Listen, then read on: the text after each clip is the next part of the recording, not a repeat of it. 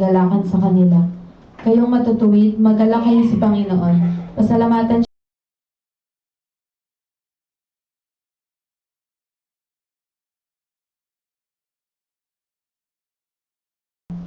maraming salamat, Panginoon, sa pag-iingat mo, Panginoon, na makarating kami dito, Panginoon. Nawa, Panginoon, patuloy, Panginoon, na kayo, Panginoon, ang mag-ingat, Panginoon, sa mga papunta pa lamang po, Panginoon.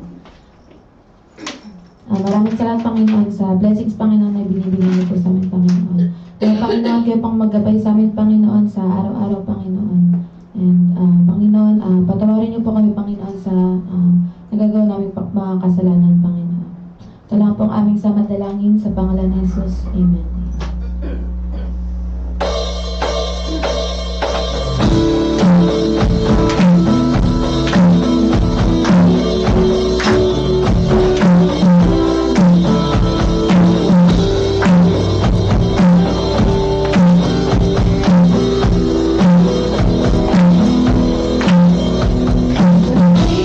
Ang puso ko ay nangangaamba,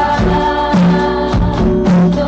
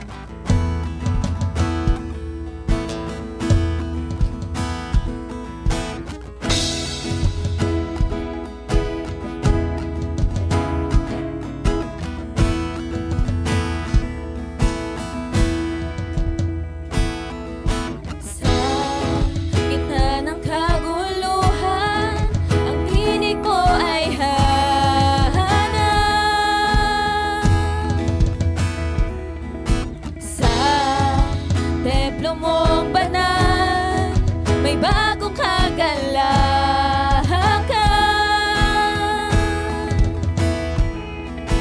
Ang tanging mananatili ay ang iyong sinabi.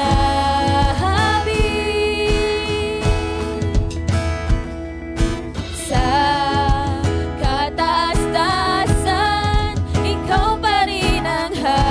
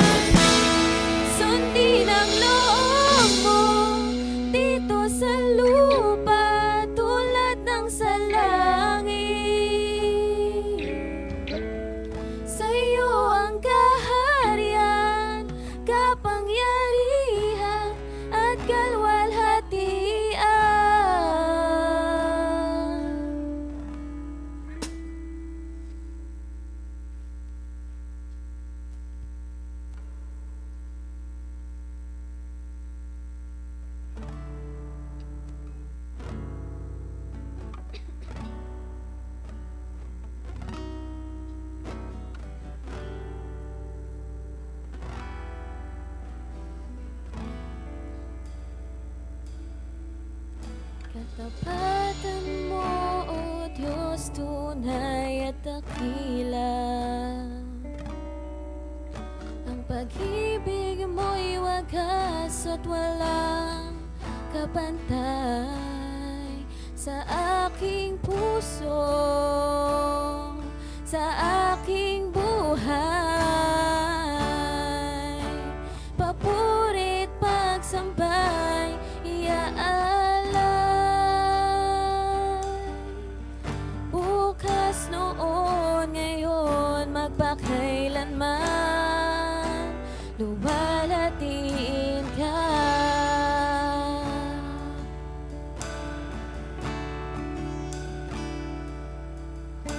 Katapatan mo, O Diyos, tunay at dakila.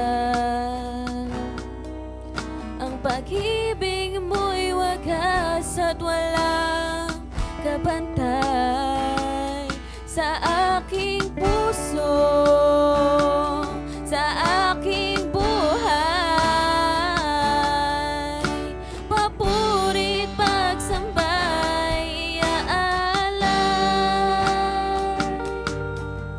Bukas, noon, ngayon, magpakailanman, luwalhatiin ka.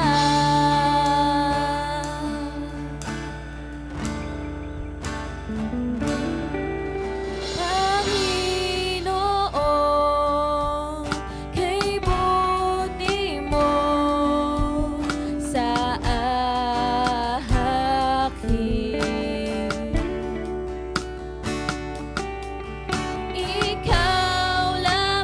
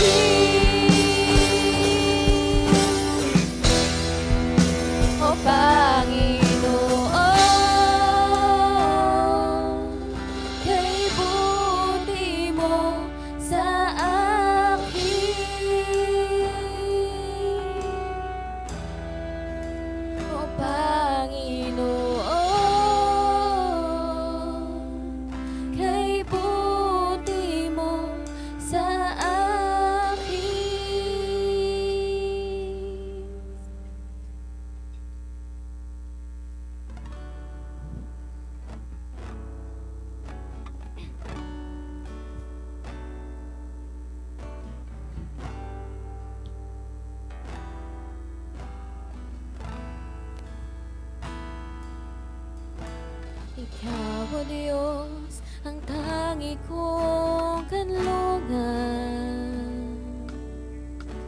Bagyo man sa buhay ay dumaan,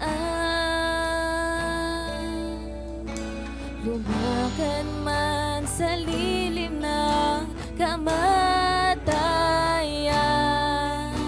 Ikaw, O Diyos, ang aking kaligtasan.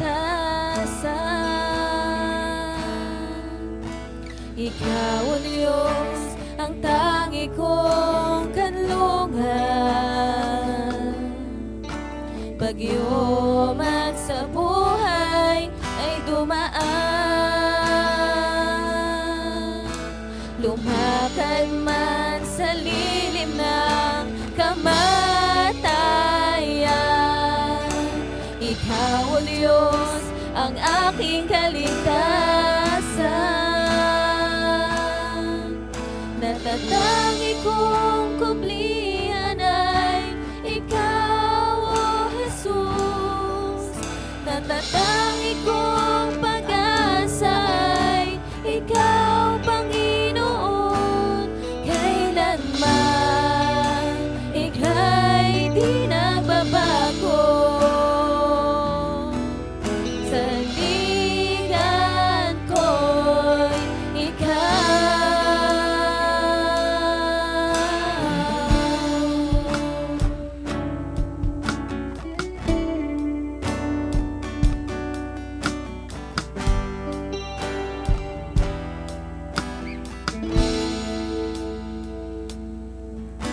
Ikaw, O Diyos, ang tangi kong kanlungan. Bagyo man sa buhay ay dumaan, lumakad man sa lilim ng kamatayan. Ikaw, O Diyos, ang aking kaligtasan. Natatangi kong kublihan ay Ikaw, O Jesus. Natatangi kong pag-asa ay Ikaw, Panginoon. Kailanman Ika'y di nagbabago. Sandigan ko'y Ikaw. Natatangi kong kublihan ay Ikaw, O Jesus. Natatangi kong pag-asa ay Ikaw, Panginoon. Kailanman Ika'y di nagbabago. Sandigan ko'y Ikaw. Natatangi kong kublihan ay Ikaw, O Jesus.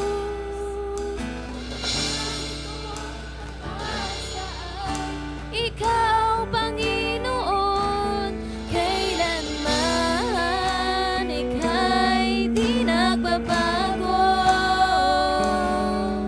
Sandigan ko'y, sandigan ko'y, sandigan ko'y Ikaw.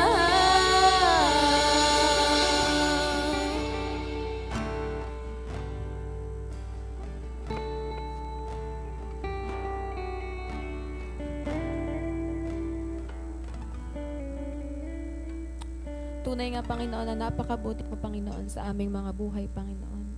Maraming salamat, Panginoon, sa lahat, Panginoon. Patuloy, Panginoon, na Ikaw lamang, Panginoon, ang aming sambahin, Panginoon, at papurihan, Panginoon. Ito lamang po ang aming samat dalangin sa pangalan ni Jesus. Amen. Patuloy po tayong manalangin. Diyos, ang dakila sa lahat, salamat, Panginoon. Tang ito na binigay mo sa amin, Panginoon, upang magkatipon, upang sama-samang magpuri at sumamba sa iyo, Panginoon. Lord, sa oras na ito, Panginoon, dinadalangin namin ang mga sarili na kami iyong linisin, Panginoon. sa anumang aming karumihan, Panginoon. Patuloy mo kaming patawarin sa aming mga kasalanan, Panginoon. At patuloy, Panginoon, ibuhos mo sa amin, Lord, ang kabanalan at katuwiran na nagmumula sa iyo sa pamamagitan ng kamatayan at muling pagbubuhay ng aming Panginoong Jesus. Lord, sa oras na ito, Panginoon, dalangin namin ang bayan ng Middle East, Panginoon, sa Israel, sa Iran, Panginoon, at sa United Arab Emirates, Panginoon, sa Dubai, Panginoon, sa Saudi, Panginoon, sa mga bansa, Panginoon, ng apektado ng kasalukuyang kaguluhan, Panginoon, kasama ang Amerika, Panginoon. Lord, dalangin namin, Panginoon, na makita namin, Panginoon, ang pagkilos mo, Panginoon, sa pagkakataong ito, Panginoon.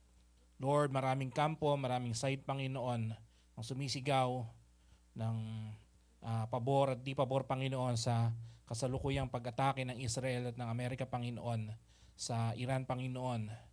Ngunit alam po namin, Lord, ng lahat nito ay hindi lingid sa iyong kaalaman, Panginoon. Ang aming dalangin, Panginoon, ay kumilos ka, Panginoon, at makita namin, Panginoon, na sa kabila ng lahat, Panginoon, ikaw pa rin ang Diyos na makapangyarihan sa lahat. That you are a sovereign God, Panginoon. At walang mangyayari, Panginoon, na hindi ayon sa iyong kalooban, hindi ayon sa iyong plano, Panginoon.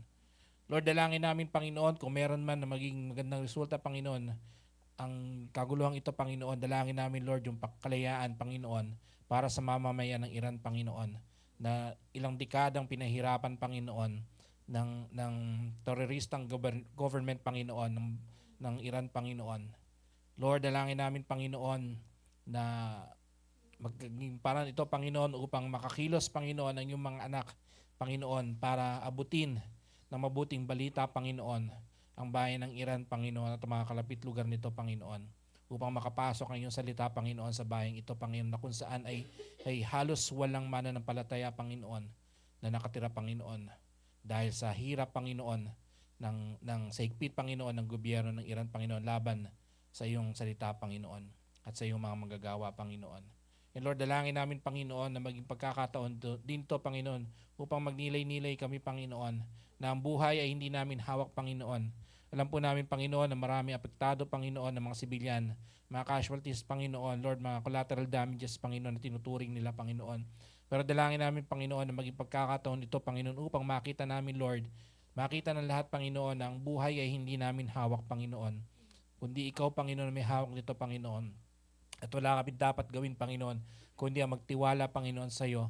Ibigay sa iyo ang aming buhay, pagkatiwala sa iyo ang aming lahat, Panginoon. At ibahagi sa iba, Panginoon, yung mabuting mensahe ng pag-ibig at pagpapatawad na nagmumula sa iyo, Panginoon.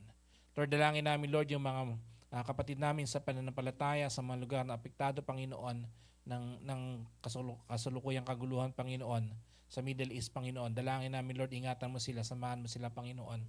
Lord, para sa kanila, Panginoon, yung peace, yung kapayapaan, tunay na kapayapaan na nagmumula sa iyo sa gitna ng kaguluhan, Panginoon. And Lord, ikaw din yung gumawa ng paraan upang mailagay sila, Panginoon, sa safe na lugar, Panginoon. And Lord, sa mga missionaries, Panginoon, Lord, dalangin ka, Panginoon, na patuloy mo silang empower, Panginoon, upang magamit nila ang pagkakataong ito upang ipahayag ang mabuting balita ng aming Panginoong Hesukristo, Panginoon. Sa aming mga kababayan, Panginoon, sa Middle East, Lord, dalangin namin patuloy po rin silang ingatan, Panginoon. Alam po namin, Lord, na napakaraming Pilipino, Panginoon, sa lugar na yon ng mundo, Panginoon. And dalangin namin, Panginoon, na patuloy mo silang ingatan, Panginoon. Bigyan mo ng comfort yung kanilang mga pamilya na naiwan sa Pilipinas, Panginoon. Naiingatan mo, Panginoon, ang aming mga kababayan, Panginoon, sa Middle East, Panginoon. And Lord, higit sa lahat, dalangin namin, Panginoon, na maging pagkakataon din ito, Panginoon, upang ma-realize ng bayan ng Israel, Panginoon, na sila kailangan manumbalik, Panginoon, sa tamang pananampalataya sa iyo, Panginoon, na hindi lang nila pwedeng invoke pa din, Panginoon, ang kanilang pagiging bayan ng Israel, Panginoon, kundi ang kailangan silang manumbalik, Panginoon, talikuran yung maling kanilang ginagawa, Panginoon, at sumamba sa tunay na Diyos, Panginoon, at tanggapin si Kristo bilang kanilang Mesaya na kanilang hinihintay, Panginoon. Lord, dalangin ko, Panginoon, dalangin namin, Panginoon, ang pagkilos mo, Panginoon. Alam po namin, Lord, hindi namin mapipigilan ang mga bagay nito, Panginoon, dahil sinabi mo na darating ang oras, Panginoon, na magkakagulo, Panginoon, rumors of war, Panginoon. Lord, alam po namin, Lord, na malapit ka nang bumalik. Lord, nawa, ma-realize namin, Panginoon, na kailangan namin mag-double time, Panginoon, sa aming paglilingkod sa iyo, Panginoon. Higit sa lahat, Panginoon, sa pagbabahagi ng mabuting mensahe, Panginoon, ng pag-ibig at pagpapatawad at pakikipagkaisa na nagmumula sa iyo sa pamamagitan ng aming Panginoong Hesukristo, Panginoon. Lord, gamitin mo kaming lahat, Panginoon, na nandito, Panginoon. Lord, alam po namin, Lord, ikaw yung kaya magbigay sa amin ng wisdom, Panginoon, ng katalinuhan, ng kakayanan, Panginoon, upang i-preach yung gospel, Panginoon. Hindi kailangan kami tapos, Panginoon, o anumang aming narating, Panginoon, kundi magtiwala kami, Panginoon, sa kapangyarihan ng banal na Espiritu, Panginoon, na siyang binigay mo sa amin, Panginoon, na siya mag-empower sa amin upang kaya naming magbahagi ng gospel, Panginoon, para sa ibang tao, Lord.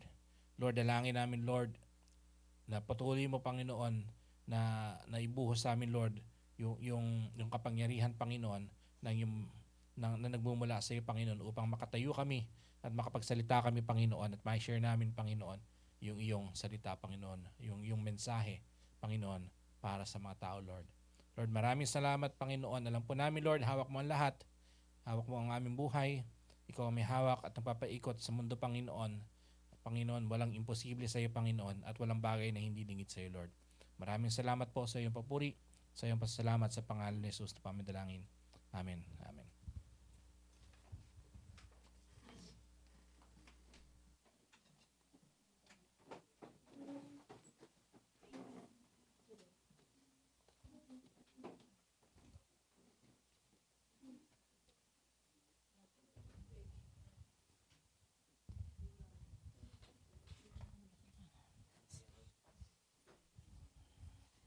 Muli, Panginoon, maraming salamat at patuloy, Ama, na tinataas namin sa inyo sa umagang ito, Diyos, ang aming mga kaloob sa inyo, Panginoon. Dahil alam namin, Panginoon, para kayo po mag-bless nito, O Diyos, dahil para magamit sa iyong magamit sa iyong gawain. Muli, maraming salamat sa pangalan ni Jesus namin. Pakialam mo na.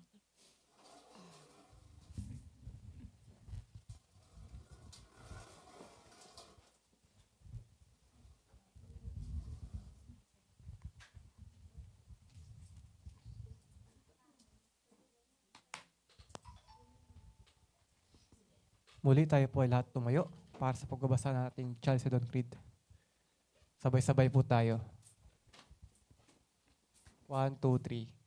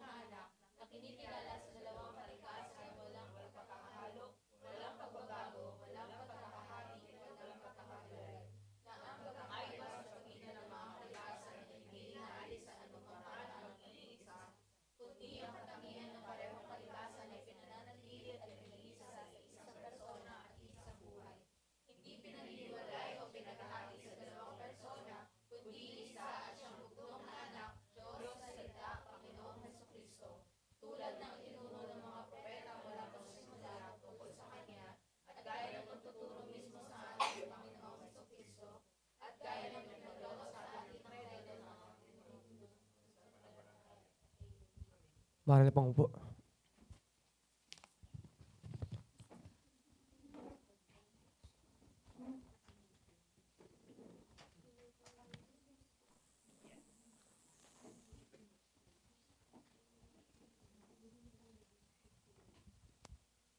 Magandang umaga po.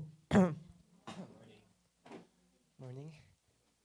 So last week po, ano po ang series natin tungkol po sa love, Faces of Love. Specifically, ang ating, naalala niyo po ba yung ating topic last time? Hindi po nakakaalala. I love you, Lord. Okay. So ngayon po, wala po muna tayong series. Ito po ay pagitan ng susunod na series natin na Jesus in the Old Testament. So ngayon po ang ating topic ay matatagpuan sa Mateo 5 verses 38 to 42.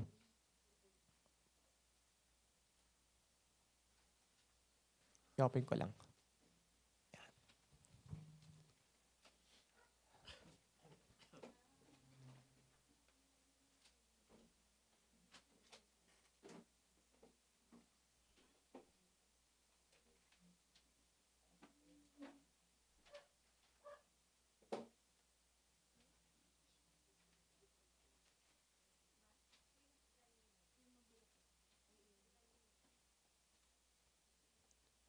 Sige po, tayo po muna ay dumako sa panalangin. Panginoon Diyos, salamat po sa umagang ito na pinagkaloob niyo sa amin. Kami po ay bigyan niyo ng mabuting puso. Linisin niyo po kami para namin maintindihan ang inyong salita. Panginoon, pakita niyo sa amin ang inyong ibig sabihin na sa mga salitang sinabi niyo na mahalin namin ang aming kapwa at huwag kami makipaglaban sa kaaway, Lord, ng pareho. Lord, we pray na bigyan niyo po kami ng wisdom and understanding sa mga katotohanan na sinabi niyo, Lord. Lord, give your people the desire to do good, just as the passage have said, Lord. This we pray in Jesus' name. Amen. Amen. So basahin ko lang po. Mateo 5:38 to 42. Narinig ninyong sinabi, mata sa mata at ngipin sa ngipin. Ngunit sinasabi ko sa inyo, huwag ninyong paghihigantihan ang masamang tao. Kung sinampal ka sa kanang pisngi, iharap mo rin sa kanya ang kaliwa. Kung isakdal ka ninuman upang makuha ang iyong gamit panloob, ibigay mo ito sa kanya pati ang iyong damit na pangbalabal. Kung pilitin ka ng manlulupig na pasanin ang kanyang dala ng 1 milya, pasanin mo iyon ng 2 milya.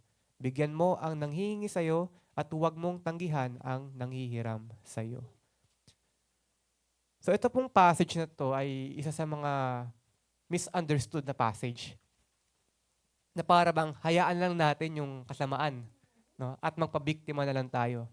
In fact, nakalagay sa ating PowerPoint, una-una, Jesus is not a pushover. Si Jesus po ba ay pushover? Ano po bang meaning ng pushover? Ito yung taong walang buto, no? Baga walang pinanindigan, no? Yung kailangan mong pilitin para gawin isang bagay. No? And ito pong passage ito, pag babasahin mo lang ng wala sa context, no? Para bang ang sinasabi ni Jesus ay hayaan mo lang na ikaw ay apihin, no? Hindi po 'yun ang tinutukoy dito. In fact, makita po natin dito na very bold o very confident yung paglaban sa kasamaan, no? Kung makikita natin dito, ang sinasabi dito sa verse 38, you have heard it was said, eye for an eye and tooth for a tooth. And kung talagang babasahin niyo po na maigi, no? Hindi po sinasabi ni Jesus na hayaan mong or yumabong or magwala ang kasamaan sa mundo eh. Pero labanan mo ito sa paraan na may wisdom and also non-violent. So bago po yun, mayroon lang po akong ikukwento sa inyo na isang kwento tungkol sa isang North Korean defector or isang South Korean family, no? Na ito po ay kwento sa akin ng aking ama. Nung siya ay nagpapastor pa sa Payatas, ito ay kwentong sinishare niya sa pag nag-gospel sharing siya. No? So, long story short, ito ay isang pamilya, tatay at anak. As yung anak niya, pinatay ng isang North Korean. No? Pinatay ng isang North Korean. So, very happy family and may nangyaring trahedya. And naririnig niyo po yung mga ganong kwento na murder. Pero naiba yung kwentong to kasi yung ama sa kwentong to, inampon niya yung North Korean na pumatay sa anak niya. Kaya yung reaksyon ng mga nakapakinig, grabe naman yan, pastor. Ang hirap paniwalaan. Aamponin mo yung taong pumatay sa anak mo. Mahirap paniwalaan. Bakit? Kasi ang tendency natin tao, ano ba normal nating reaction kapag tayo ay nasaktan? Bumawi. Maghiganti. Kaya kakaiba ng storyang ito. Marahil pwede niya pang pagpatawarin, no? Patawad niya na lang yung ginawa nung North Korean. Pero instead, inampon niya pa. Parehas po yung passage dito eh. Kung papansin po natin, no? May levels of response. Mga levels of response pagdating sa kasamaan. Kung titignan niyo po sa verse 38, may unang level eh. Yung tungkol sa equal retaliation. Sabihin, pag may nangyaring masama sa'yo, gaganti ka. At may pangalawa, huwag kang gumante, magpatawad ka. At may pangatlo, yung nanakit sa'yo, bibigyan mo pa. Bibigyan mo pa ng grasya. Kaya ang tanong dito, ngayong umaga, paano ba dinil ni Lord ang kasamaan? At tayo rin, syempre, paano ba natin dapat i-deal ang kasamaan? Unang-una, di-deal ni Lord ang kasamaan sa pamamagitan ng pantay na parusa. Level 1 po yan. Equal justice or equal punishment. Pantay na parusa. Yan. So, eye for an eye, tooth for a tooth. Kapag ako siyempre, pag may pinatay ka, papatayin ka din. Pag tinanggalan ka ng mata, tatanggalan ka ng mata. So, gets nyo naman po yun, no? Kung ano yung nakuha sa'yo, ay hindi lang kukunin dun sa nanguha sa'yo. No? Pero ang tanong dito, ito ba ay masama? Ito ba ay evil? Yung command na to, eye for an eye, tooth for a tooth. Hindi po ito masama. Ito po ay galing sa ating Diyos. No? Tignan po natin sa passages ng Exodus 21. Nilagay ko lang po dyan mga passages. Kung pwede po, tignan po natin tapos basahin na lang po kung sino po nakakita.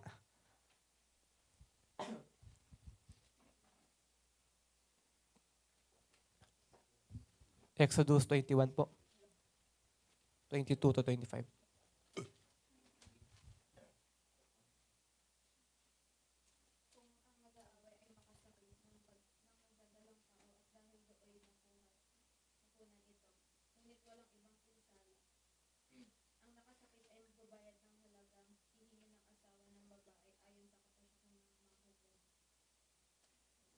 Yun, salamat. So, ang English translation niyan ay talagang eye for an eye. No? So, pero ang konteksto niyan, kapag may dalawang lalaki nag-away at nakasakit sila ng isang buntis na babae, no? Merong parusa according sa damage na nagawa dun sa buntis. O kung namatay yung babae, papatay yung lalaki na nakit. No? So, yun. Merong patunay dyan sa Exodus na ito ay galing kay Yahweh. No? Next po ay Leviticus 24, 19 to 20. Yeah. 22.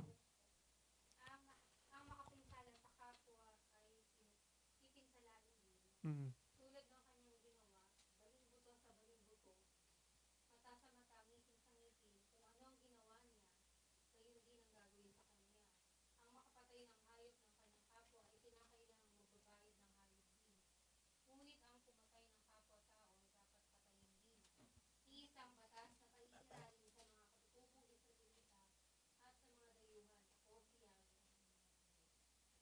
Galing po yung kay Yahweh. Next po, Deuteronomy. Last na po yan.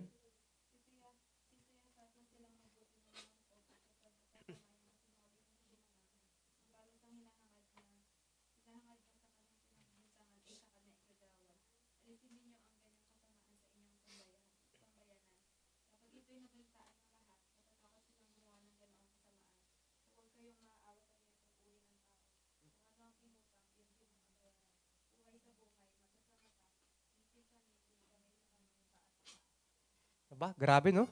Pero galing po yan kay Yahweh. Pero pag binasa nyo, sabi, galing ba to sa Bible, no? May mga ganyang passages, parang mahirap din, mahirap tanggapin. Pero nandyan, no, mata sa mata, ngipin sa ngipin. Dahil ang Diyos ay ang Diyos ng hustisya, no? Binabayaran niya yung mga gawang mali, makasamaan.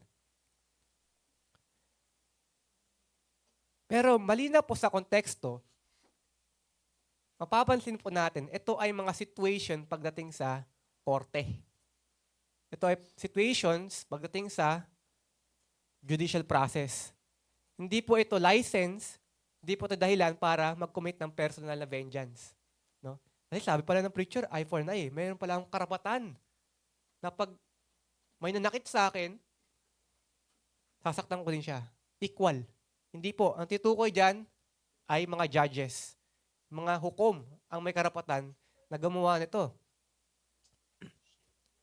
In fact, matatanong po natin, bakit ba kailangan ng eye for an eye? No?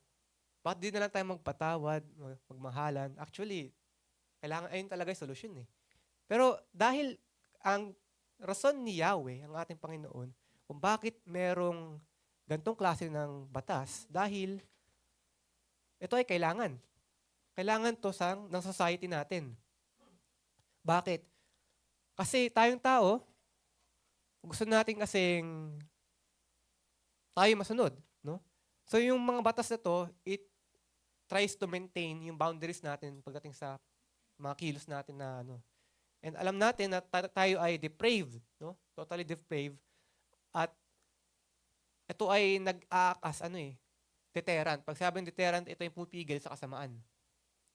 And another is, kung bakit merong gantong klase ng batas, eye for an eye, no? Mata sa mata, dahil ito ay nag-act para maging protection sa mga inosente. Imagine, ang bansang Pilipinas, walang batas na ganito, no? E di, mas lalong lalawak ang kasamaan, no? Di na matatakot mga kriminal. So, andyan po yan, necessary po yan. So, ito rin, in one way, it acts as a deterrent. Pag deterrent, sabihin yung parang pumipigil sa kasamaan, sa evil. It tries to postpone evil. Binabagalan nito yung paglago ng kasamaan.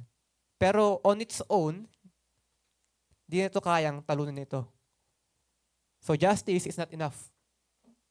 Justice is not enough to defeat evil. So binigay ito ni Yahweh sa Israel para protektahan yung kapayapaan nila at yung dignidad nating mga tao. Meaning, hindi po ito applicable sa personal vengeance. Hindi po ito pwedeng i-apply sa sarili nating mga hinanakit. Na sabi pala sa Exodus, pwede palang mag-retaliate. Pwede palang gumanti. Hindi po. Para po ito sa batas. Sa mga mambabatas. Sa mga hukom. Pero ang problema po kasi ng eye for an eye, sabi ni Gandhi, lahat tayo mabubulag. Kung ang papairalin natin ay mata sa mata, no, ngipin sa ngipin, lahat tayo mabubungi, lahat tayo mabubulag. Kaya nga, kung titignan natin sa batas natin dito sa ating bansa, eye for an eye ba tayo? Hindi eh. Kasi pag mayroon kang krimen na nagawa, for example, murder, papatayin ka ba? Hindi. Ang highest sentence sa atin ay life sentence. No? Hindi siya equal. Life imprisonment. Hindi siya equal. Totoo lang. Sa ibang bansa, may death penalty. Pero ang ground sa death penalty, hindi din life for life eh. Kadalasan, ito ay reserved para sa mga pusakal na kriminal. Mga mass murderers, mga child rapists. Doon naka-reserve yun eh. Yung ganong klase ng kaparusahan. So ito po ay instituted ni Yahweh. Therefore, it is good. Galing po ito sa Diyos eh. And of course, dahil nga sa mga reasons sa binanggit ko na para protektahan yung inosente, para i-maintain yung peace ng society, ito po ay talagang galing kay Yahweh for the purposes nga na yun. Pero alam natin nga, kung ito ay susundin natin exactly, eye for an eye, destruction ang mangyayari. Patayan, ubusan. No? So sabi nga ni Gandhi, eye for an eye will result in everyone blind. Ano ibig sabihin nito? So, dapat mayroong mercy ang justice. Dapat ito ay mayroong mercy. So, yung sa batas natin, ito ay merciful na, kumbaga eh. Kasi kung eye for an eye, if you commit murder, you shall die.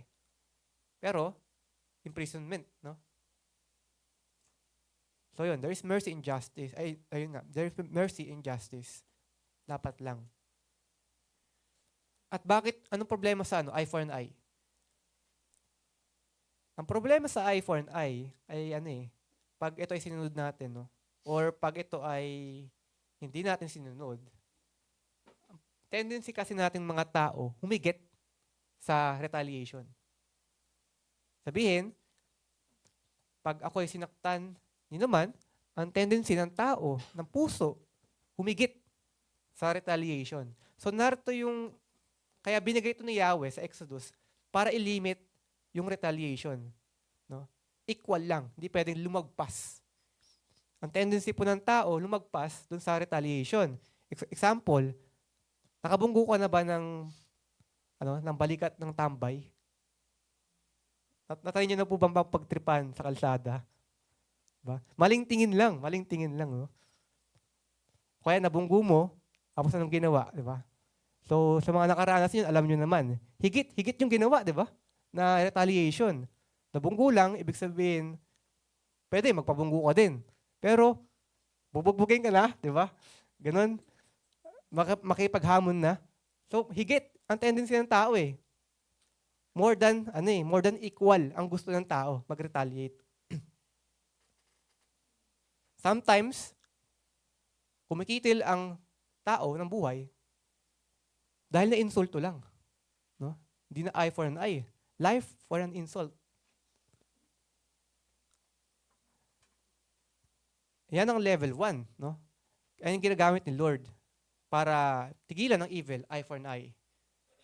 And punta tayo sa level 2. Merong masigit pang paraan ng Lord para i-deal ang kasamaan. Ang sabi niya, huwag maghiganti. Do not resist. So, paanong paraan yung resistance o yung hindi ka maghihiganti ay nakakapuksa ng kasamaan sa mundo? No? But first, i-define natin ano bang ibig sabihin ng resistance o huwag kang maghihiganti. So, pag sinabing huwag kang mag-resist, it does not mean na ikaw ay tatakbo, palayo.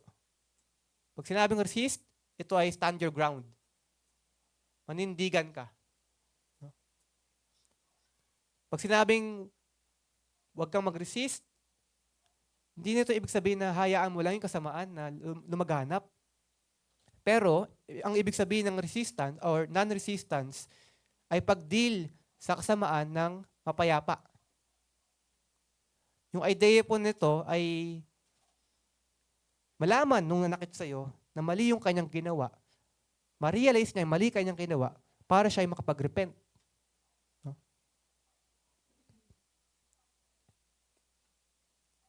Example nito ay ng maling interpretation ng Matthew na ginamit yung word dito na do not resist na maling paraan ay isang domestic case violence sa Amerika. So pag sabi domestic case, ito ay physical violence na nangyari sa loob ng pamilya.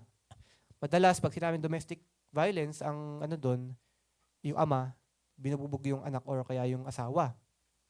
So ito ay nangyari sa Amerika at yung advice ng pastor doon sa asawa ay hayaan lang. Kumbaga, parang sinabi lang sa kanya ay resist. Parang huwag kang umalis sa situation na yan. Hayaan mo lang yung asawa mo na magganyan. No? Para pakita mo sa Lord na faithful ka. Parang ganun yung sinabi ng pastor doon sa asawa. Maling-mali yung sinabi ng pastor na yun. No? In fact, dahil isinapusot ng babae yung advice ng pastor, nagtiyaga siya doon sa situation na yun. Dahil sa isip niya, sinabi kasi sa Matthew 5 na do not resist . Hindi ako lalaban sa asawa ko.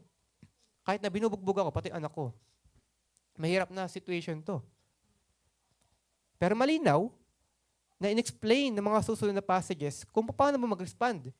Pag sinabi bang do not resist, hahayaan mo lang na ano ka, na magpaka-martyr ka, bugbog ka. Hindi. In fact, kung makita pa natin sa susunod na example, sa verse 39, when someone insults you, turn the other cheek. Ngayon parang parang magpabugbog ka nga, no? Pero tingnan natin kung ano meaning nito. Sino pong pwede mag-volunteer? Tumayo po dito. Isa lang. Video ko lang. Volunteer, isa lang. Kay Buboy.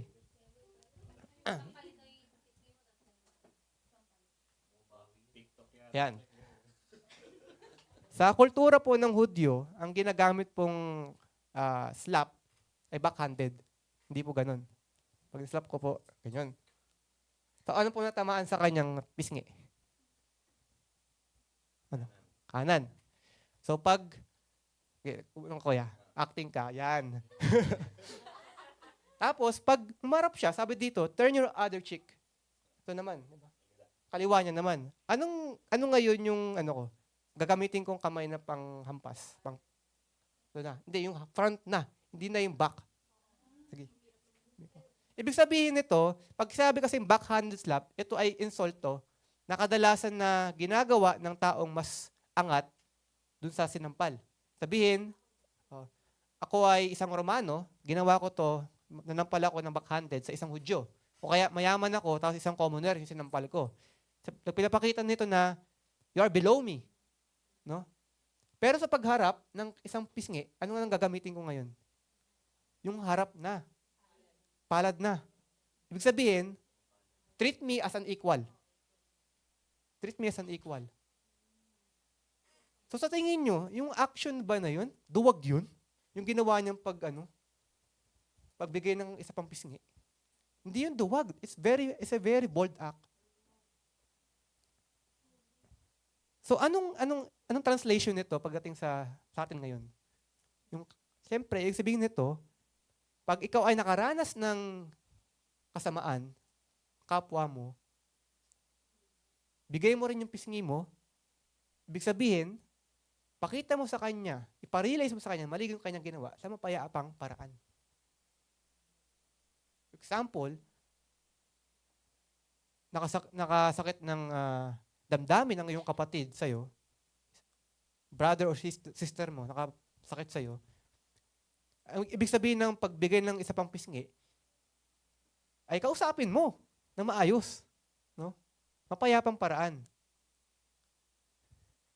So sa situation po nung kanina, nung domestic violence, ang tamang paraan po ay i-report sa tamang authorities.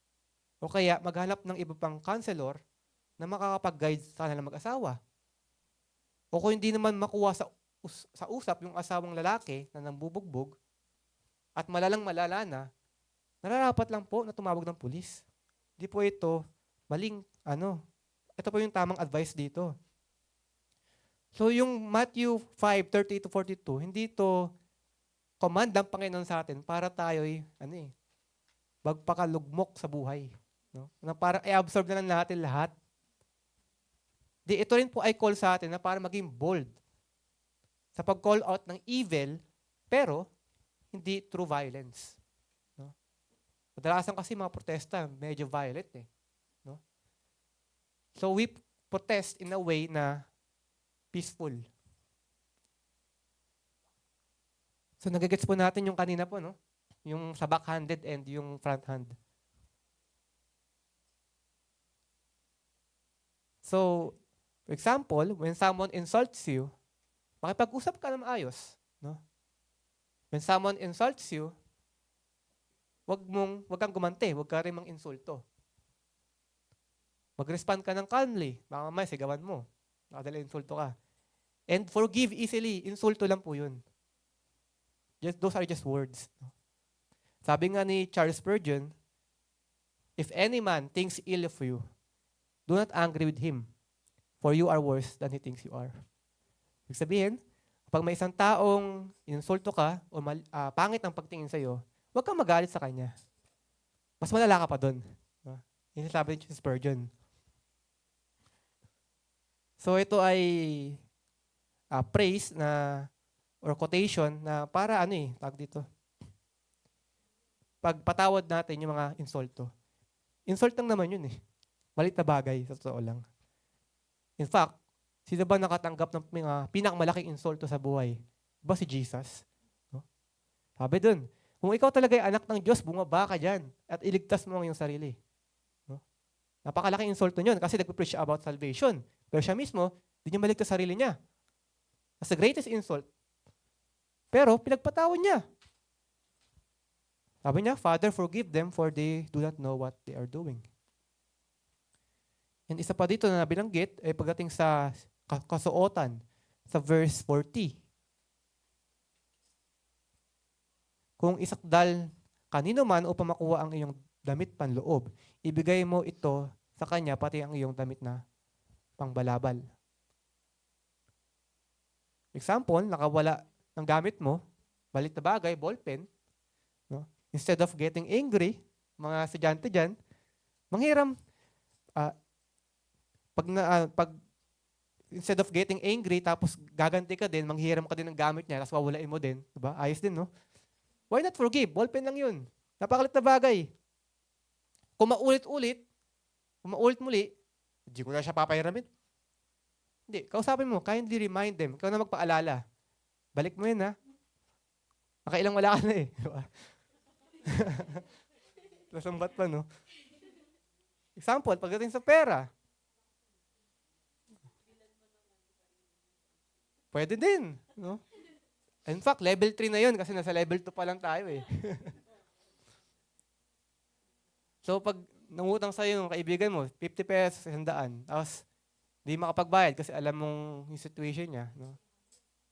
Yun, 300 do. So instead of demanding it immediately, papapayad ka lang, di ka nagbabayad. 50 pesos lang, no? Instead, you let them pay when they can, no? And kung di talaga kaya, kasi may ganyan tayong din kaibigan, may ganyan din akong kaibigan nangungutang, pero di nagbabayad na. Pero titignan ko situation niya, eh talaga wala pala talaga. Oo. Kaya binibigay ko na lang, di ko na sisingil. Ay, wag sa akin, ha? So yun, pagdating sa property. And pagdating naman dito sa verse 41, ang context kasi nito ay isang Romano, verse 41, na yung time kasi nila Jesus, mayroong batas na pwedeng magpadala ng gamit yung isang Romano sa isang Israelita ng 1 milya. No? So batas to, nung time nila. Kasi under sila ng Roman Empire eh. Pero sabi ni Jesus, hindi lang 1 milya, gawin mong 2. So kung ikaw yung Roman soldier, ano mararamdaman mo? Pag, instead of sinabi mo 1 mile, kunyari, Jubel, punta ka ng tumakbo ka ng Alphamart, 1 milya yun. Pwede, legal yun. Pwede yun kasi may authority ako sa kanya bilang isang Romano. Pero imbis na pumunta siya ng Alphamart, pumunta pa siya ng SM. No? Palayo pa siya.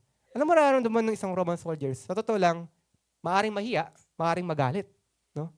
Maaring mahiya, makita niya yung maling ginawa niya. Diba? Andun yung path for repentance. Ayun yung goal eh. Kung bakit gusto mong iparealize na mali yung kanyang ginawa. Kasi ayun yung goal. Na sana makita niya yung mali na yun at mag-repent siya. And also, ang isa pang goal kung bakit natin ginagawa yun, dahil sa verse 43 at mga sumusunod pa, ang sabi doon, be perfect, for your Father in heaven is perfect. So, ang isang motivation natin kung bakit tayo peacefully nagpo-protest ay para maipakita yung karakter ng Ama. So kung matatandaan nyo po sa verse 43 hanggang 48, ayun po ay nakaraan ko pong preaching about loving your enemy. No? So magkakadugtong po yun eh. So ano po ibig sabihin nitong verse 41 sa ngayon? Sabihin, you should follow our laws dito sa bansa natin na buong puso din. Kung ito man ay unjust, pwede natin i-call out. No? Pwede tayong sa social media, no? Para i-call out, i-voice out yun. pag may mga unjust na batas sa Pilipinas, sa ating bansa. Pero ang pinaka-main idea dito ay sumunod bilang isang citizen. Pero marami din pong misunderstanding sa passages na yun eh. No? So one misunderstanding ay, unang-una, ayan ay tumutukoy sa personal na evil. Kung ikaw ay nakatanggap ng evil or kasamaan, personally. Ibig sabihin, pag yung kapatiran mo o kapwa mo tao ay nakatanggap ng kamalian sa iba, may karapatan kang or meron kang duty na pagtanggol siya. Ang titukoy dito ay personal na conviction. Kung ikaw ay nakatanggap, sabi dito, wag kang mag-revenge, wag kang mag-insult back, wag kang gumante. Pero pag yung kapatiran mo, protektahan mo. You have the duty to protect them. No? Di ibig sabihin na ikaw na yung gagante. Di po yun. Pero iba kasi yung protection sa revenge. No? So, kapag yung kapatid mo po ang nakaranas ng ganun, di ka po mag-turn ng blind eye. No? Dahil sinabi dito, wala pa lang di pala kailangang mag-revenge. But you can protect them actually. So when your friend gets insulted, no, you have the duty to protect them. You have the duty to be the peacemaker. No? Mapag-ayos dun sa nang insulto, nakagawa ng mali, at dun sa biktima. Dahil, meron po tayong masinusunod pang dakilang batas ng Diyos. Ayun po ay loving your neighbor. Loving God, loving your neighbor. So ayun po ang pinaka-standard The greatest law yung dalawang to So ito ay yung metro o yung test kung talaga ba ay ginagawa natin yung yung pagprotesta ng mapayapa. Obeying God's law, which means love God and love your neighbor. Ito po yung standard. For example, isa pang example sa misunderstanding, kasi baka mamaya gawin natin extreme yung passage Kapag merong if someone sues you for your house, sabi sa kanila daw yun, may titulo daw sila. Bibigay mo rin ba yung backyard mo? Lupa mo, bibigay mo rin ba? Siyempre, hindi. No? Bakit? Kasi pag binigyan mo yung bahay mo, kasi dahil lang may nag-sue sa'yo, dahil lang tinake mo yung passage extremely, you allow evil to be rampant. Hinayaan mo lang na lumaganap yung kasamaan. And you make that person more vicious. Ano pa? Your family and others will suffer dahil sa decision na yun. And of course, di mo siya ginawa with wisdom. So, di po dapat ito take extremely yung passage na to. Diba? Kaya nga binanggit ko kung may nagsuba sa'yo na amin yung bahay mo Bibigay mo ba bahay mo, pati lupa mo? Hindi. No? Because you allow evil to be rampant, o hinayaan mo lang yung kasama na ginawa sa'yo, and you make that person even more evil, no? At marami magsasuffer. So again, hindi po ito extreme example na pag may sa'yo, may nagawa ng kasamaan, i-double mo. No? Dodoble mo. Hindi po. In fact, doon nga sa illustration kanina, kay Kuya Buboy, makita natin na confront evil. Confront evil. Stand against evil in a peaceful manner. Ayun po yung level 2. Huwag kang mag-resist. Huwag kang maghihigante. Dahil po ang paghigante ay sa Diyos lamang. Siya lang po ang may karapatan na maghigante. And lastly, punta po tayo sa level 3. Pagkusa sa gawaing mabuti. So tayo pong Kristiyano, dapat hindi po tayo naghihiganti. Hindi rin po tayo nagre-resist lang sa evil, kundi tayo rin po dapat ay gumagawa ng mabuti. So kung yung level 2 ay defensive, ito yung offensive natin pagdating sa evil. Si Jesus po dito sa verse 42, tinaas niya po yung pamantayan pagdating sa hustisya, pagmamahal or compassion. Ito yung justice ng Panginoon eh. In fact, mayroong interpretation dito sa verse 42 na yung taong tinutukoy dito na nangihingi sa'yo ay yung parehong taong nakasakit sa'yo.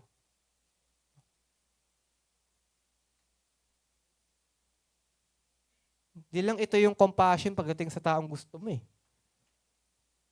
Pero yung compassion pagdating sa taong kumuha ng mata mo. Yun eh. Kasi binanggit dito sa unang verse 38, eye for an eye, ayun siya sabi ng mundo. As parang may connection sa passage sa verse 42, yung taong ito na nanakit sa'yo ay parehas din. Yung taong nangihingi sa'yo, yung nangungutang sa'yo. Ang example dito ay pangungutang ng pera eh. No?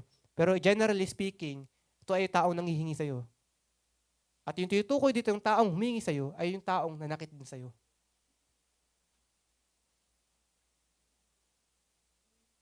Madaling gumawa ng mabuti sa di mo kakilala, siguro, kasi wala kang connection, at madali ding gumawa ng mabuti sa taong gusto mo.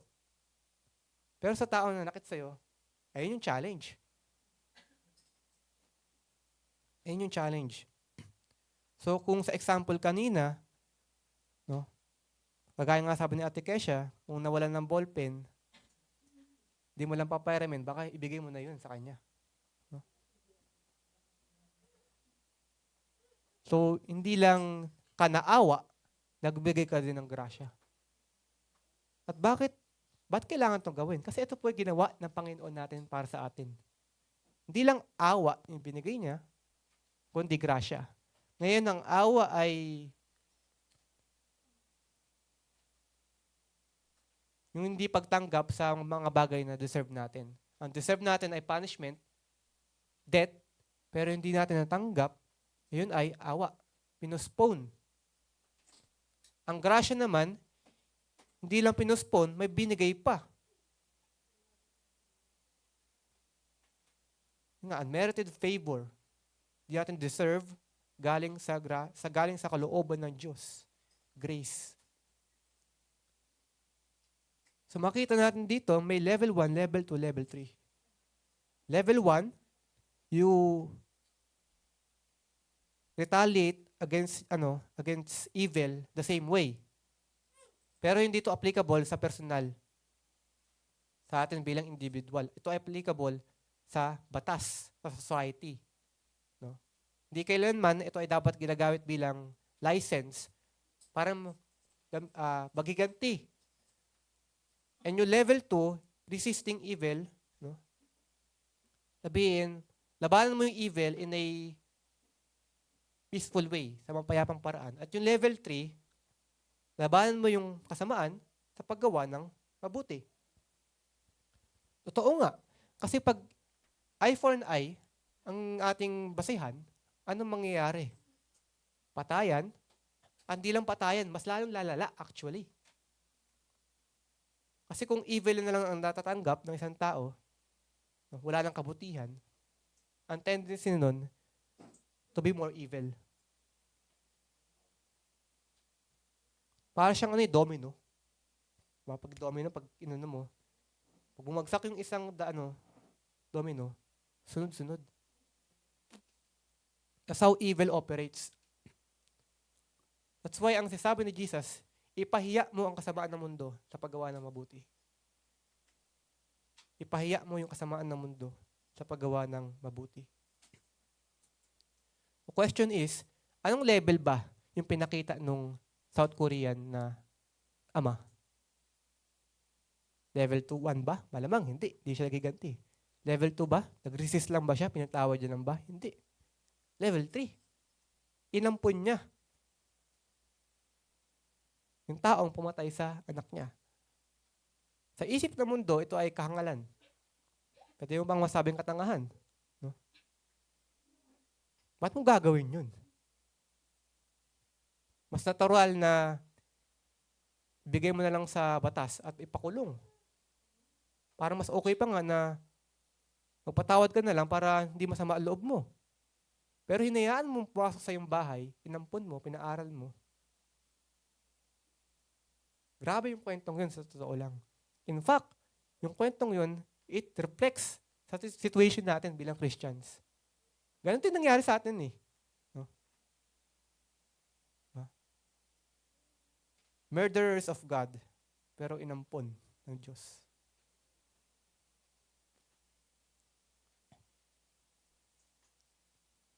Ito pong Matthew 5:38 to 42. Kung babalik po tayo dun sa pinaka-verse 1, ito ay tawag nating Sermon of the Mount. May mga interpretation na ang tinutukoy dito sa chapter na to, yung blessed is he who thirsts, yung blessed is he, yung sa Beatitudes, at yung mga isabi ni Jesus sa teachings, may mga interpretation dito na ang tinutukoy nito ay si Kristo mismo. Sabihin, si Kristo lamang yung kayang gumawa nung sinasabi dito, yung gumawa nito. Di siya nag-retaliate, di lang siya nag-resist, binigay niya pa ang kanyang buhay. That's the ultimate expression of this verse, in 38 to 42. In fact, kung familiar po kayo dun sa pagdakip kay Jesus sa Garden of Gethsemane, pwede niyang magsamo ng angels sa totoo lang eh. Kasi yung pag-attempt na paghuli sa kanya, grounds na yun for death eh. He's the Son of God. Pero instead, hindi niya in-apply yung law of retaliation. Yung paghihigante. Instead, he was willing to suffer and to obey the Father. And for the sake, para dun sa mga taong nag-curse sa kanya. Mga kapatid, ang natural na level po ng puso natin ay level 1. Gusto natin gumante, either pantay, higit, or minsan, hindi man pantay, no? Pero may ano pa rin paghigante, na kailangan niyang maramdaman yung naranasan ko, kahit kaunti lang. No? May iba, yun, more than equal. Masakit ang ginawa mo, sasaktan din kita. Minsan nga, mas higit pa. Ayan ang natural na puso ng tao. Pero hindi po dito nagtatapos yung kaharian ng Diyos sa atin. Tayo po ay dapat nasa level 2 and level 3. No? Sa level 2 po, tinatawag tayo ni Jesus na putulin yung cycle ng revenge. Huwag magigante. Manindigan ng may dignidad. Ba? Kanina. Pero, huwag pumatol sa kasamaan. Yung level 3 po, ito yung pinakadakilang expression. Eh. Mas mataas pa to. Hindi lang pag-iwas sa paghiganti, kundi po sa pagkusang paggawa ng mabuti. Hindi lang po pagharap sa kasamaan, kundi labanan yung kasamaan sa pamamagitan ng kabutihan. Ito po yung ginawa ng ating Panginoon. Yung tinuro niya po dito, ginawa niya. Kasi kung eye for an eye lang yung ipinatupad ng Diyos sa atin, wala na pong matitira sa atin. Kung ginanti niya lahat ng ating ginawa, at dito, ay wala na dito. No? Pero, doon pa lang sa Garden of Eden, meron na agad mercy, di ba? Kasi sabi, you shall surely die. Pero di pa sila namatay nung araw na yon. Tumagal pa sila ng ilang libong taon. 1,000 taon, 1,500.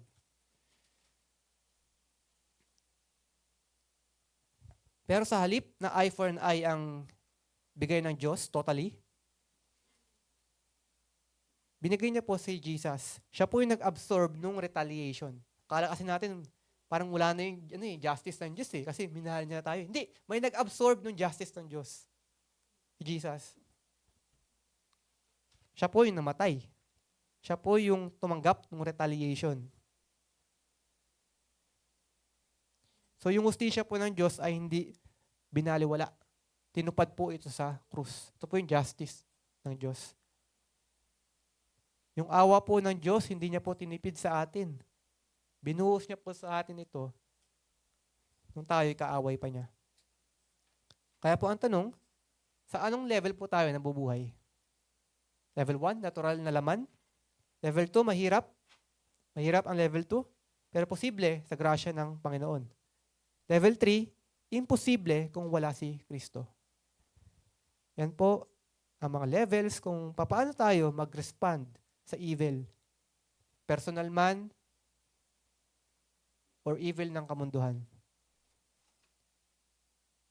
Yung kaharian po natin, kaharian ng Diyos, the kingdom of God, hindi po ito nagpaparami ng bulag. Ito po ay nagpaparami ng mga matang nakakakita. Spiritual eyes. Ito po ay lumilikha. Ito ay dapat lumilikha ng mga taong nagpapatawad, marunong magmahal, marunong magpakita ng awa. Dahil siya mismo po, ginawa niya po yun lahat. Nagpatawad din siya, nagmahal din siya. Kinawaan niya rin tayo. So lastly, paki-flash po.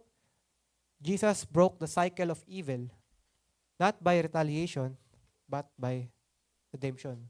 At kung ikaw ay kabilang ng kanyang kingdom, you will do what He did. Sabi nga ni Jesus, if you love me, you will obey my commands. Tayo po ay manalangin. Panginoon, salamat po sa paalala sa Mateo 5:38-42. Salamat po, O Diyos, na kami po ay inyong tinuruan at hindi lang po tinuruan, pinakita niyo rin po sa amin kung ano ang ibig sabihin ng pag-resist sa kasamaan. Panginoon, ang aming pong lipunan ay maraming kabalastugan, Lord. Maraming korupsyon, mapapersonal man or sa buong sistema ng aming bayan. Panginoon, we pray na kayo ang maghari bilang prinsipe ng kapayapaan sa aming bayan at sa aming puso, Lord. Gamitin niyo kami sa iyong ebanghelyo, sa iyong ministeryo, sa pagbabahagi, Lord, ng balita, ng kapatawaran, ng pag-ibig, at ng pagtalikod sa kasalanan, Lord. Lord, we pray for our country, we pray for our church, we pray for our society at sa mga kapatiran namin, Lord. We pray na kami po ay maging Kristiyano na hindi mapaghiganti. Pagkus kami ay, Lord, ay maging Kristiyano na mapagpatawad, nagmamahal, Lord. Kagaya, Lord, ng pagmamahal na pinakita niyo sa amin. Lord, we pray this to you, God Almighty, in Jesus' name. Amen. Amen.